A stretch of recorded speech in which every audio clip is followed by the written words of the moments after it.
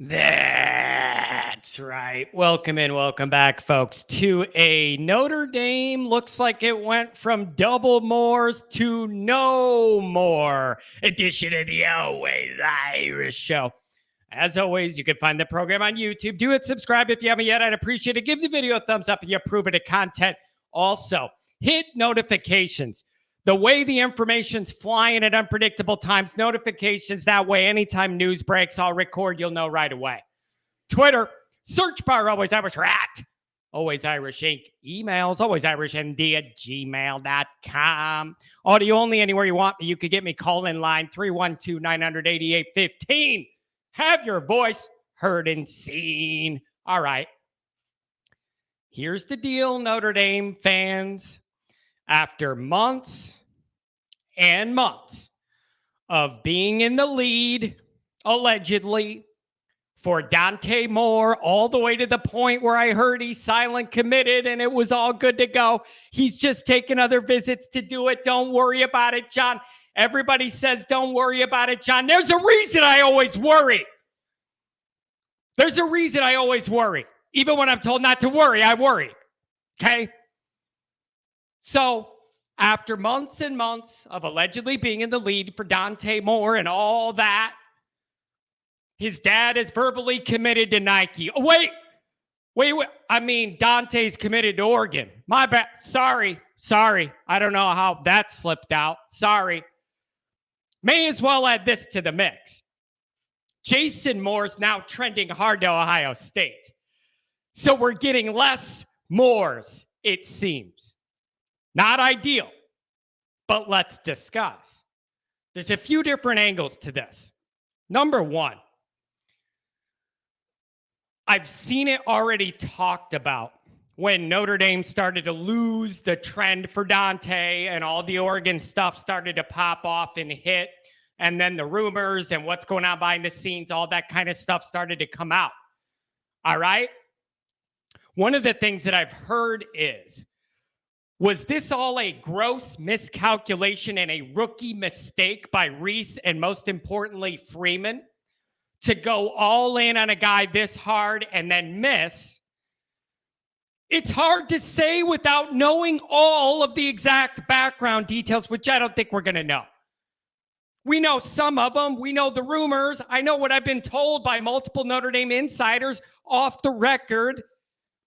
But unless you know all of those moving factors that none of us see, it's hard for me to sit here and say this was a miscalculation by those guys. All right? I keep hearing the Notre Dame insiders say, if this was purely just Dante and the player and what he wants to do, he'd be a Notre Dame commit already by now. That's the frustrating part of this, is that every Notre Dame guy I've talked to or read or heard on a podcast that has inside access has said, if it wasn't for NIL, this kid would probably already be at Notre Dame. That's the frustrating part. Okay? You cannot blame this on lack of effort, not enough effort, not hard enough effort, lack of communication in the recruiting process, lack of creativity in the recruiting process. None of that can be blamed for this not going Notre Dame's way. Notre Dame was persistent and patient with this recruitment from the beginning up till today. That is to be applauded. Okay? I said it before, I'll say it again. From now on, if Notre Dame doesn't land a prospect, I am not going to sit there and ask, how much of this is Brian Kelly not putting in the effort to land this guy? At least I don't have that concern now. I know that's not the issue. Recruiting effort's not the issue. Creativity, communication, okay, making the kid feel special, all those things Kelly didn't have time for are not an issue now. But the bottom line is, in today's modern college football NIL type world, sometimes this is going to happen if you're not a top spender. I hate it, but it's accurate. If no NIL, Notre Dame's already got Dante. And who knows who else would have already jumped on board.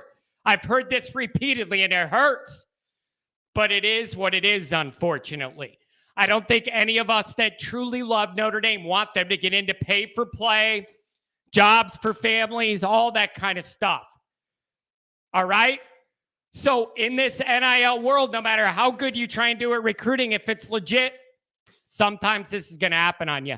And it's just a byproduct of the way things are now. I don't like it, but what are you going to do? You got Phil Knight's Nike money. What are you going to do? I don't want Notre Dame to get into pay for play. Then they're not Notre Dame anymore. Then they're not doing things the right way. I have been told Notre Dame came up with a good package for Dante and pushed what Notre Dame's comfortable doing in NIL all the way to the limit, to the point where people had to answer for it. So it's not like Notre Dame's not trying to be in the game, but they're only going to do it to a point that it's palatable for Notre Dame, and they're not going to cross the line. So I'm sure Freeman and Reese have learned some tough lessons from this process, but it's really hard to blame them for the decision. I feel like they did all they could. And with the player, they did a great job. But if there's other factors going on behind the scenes, there's not much you could do to shape that narrative or corral it or do much. It's just really frustrating. It's a really frustrating dynamic. And it's like, you know, if Notre Dame put together this great recruiting effort for Dante and Oregon did the same thing, and then he picks Oregon, you could be like, wow, that staff must have done a great job, out-recruited Notre Dame, gave him a better pitch. How do you compare Notre Dame's honest, legitimate recruiting effort to Nike checks? That doesn't tell me Oregon's recruiting better. It tells me Phil Knight has a fat pocketbook. Those are different things. And that's something that's going to start bugging me about modern recruiting. Saying, oh, what a good job this staff must be doing. Writing checks is not recruiting. It ain't. That's different. So it's frustrating. It's not surprising. I think we all expected this, but it's frustrating. And I'm not going to say it isn't. But I'm also not going to blame the staff, say they dropped the ball, whatever. I think they did all they could and gave it a lot of effort and patience. Okay? So look at it this way. I'm sure Freeman and Reese learned a lot of tough lessons for this. But if Brian Kelly was around, none of this would be happening because we wouldn't even be in the mix for guys like Dante Moore and CJ Carr anyways. So look at it that way. Okay, if you're going to be frustrated, Matt, we didn't get Dante today, ask yourself, if Kelly was here, Notre Dame wouldn't even be in the mix. So don't worry about it. So you're already ahead as far as that goes. We would have never made it this far to even get this close to land Dante Moore with the old guy. So I guess that's progress, right? So the tricky part of the question is, number one is, was it a rookie mistake, miscalculation by Freeman? I just think the factors behind the scenes snuck up on everybody and there's nothing you could do about it. Okay? It isn't even the player. It's other people and other things. The staff is kind of blocked then. What can you do? What can you do? So part one is, was it a rookie mistake, miscalculation? I just can't say that and go there because we don't know those dynamics behind the scenes beyond everybody's control at Notre Dame.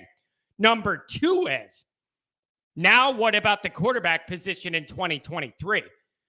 Very tricky. Best scenario, Carr reclassifies, then you're covered in 23, and then you could go after Julian Sayin or somebody else in 24.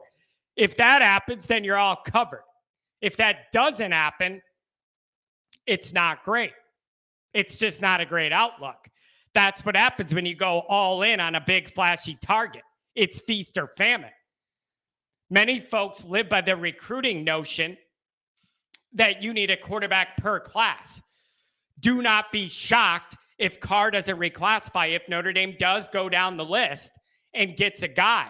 But I'm telling everybody now, and I'm telling myself, we're going to be disappointed because it's going to be a guy, but it isn't going to be the caliber of CJ Carr or Dante Moore.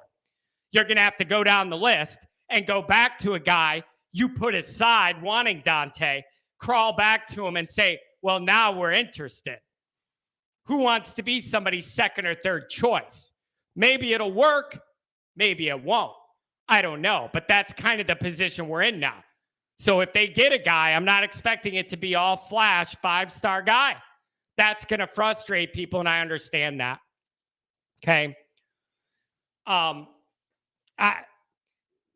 You got to keep in mind, though, as good of a job as this staff is doing in recruiting, you're still not going to get everybody you want. I think we're getting a little spoiled. You know, you're not going to get everybody you want, but losing both the Moores really hurts. I liked the defensive player more as well, trending Notre Dame, beef up that defensive line, recruiting a haul from 23. Now he's crystal ball to Ohio State. I just hate it. I don't love it. I hate it. Let's be honest. So we're getting less Moores, and I don't like it. However, these are big boy problems to have now, though. Okay. These are high-level talent acquisition problems you were never going to have under Kelly because he refused to put us in a position. So keep that in mind. Even the frustration we all feel now as Notre Dame fans, you're still in a way better spot. Okay. You wouldn't have any of these frustrations if Kelly was here because he would already filled the boat with high-end 3-stars, and that'd be it. You wouldn't have any of these elite players to even worry about with the other guy. All right? So that's a win and a plus no matter what. This class is still terrific, and it's coming into focus. We have 19 guys, looking at taking maybe 5 or 6 more guys, get you way over that 300-point mark on 247, which to me is a barometer of a truly elite, fantastic class. That's a point line in recruiting. Brian Kelly never came close to sniffing in 11, 12 years. And we're at 280 with 6 spots left. The arrow's pointing up even though we're all frustrated today. All right? Another key point to this discussion is, I want to restate this. One of the biggest keys talent acquisition-wise, to me, in my opinion, of the early part of the Freeman era, meaning the first handful of years, one of the biggest priorities to me was to be able to land a 5-star potential IN quarterback guy to be able to sync up with that initial first few recruiting classes making their way through Notre Dame under Marcus Freeman. We have done that in CJ Carr. That's my biggest priority. Making sure all this talent around that we're getting everywhere else, that they have a 5-star, high-level potential quarterback to hitch this all to. We do have it. It's just a year later than we all want to get this all cranked up and going.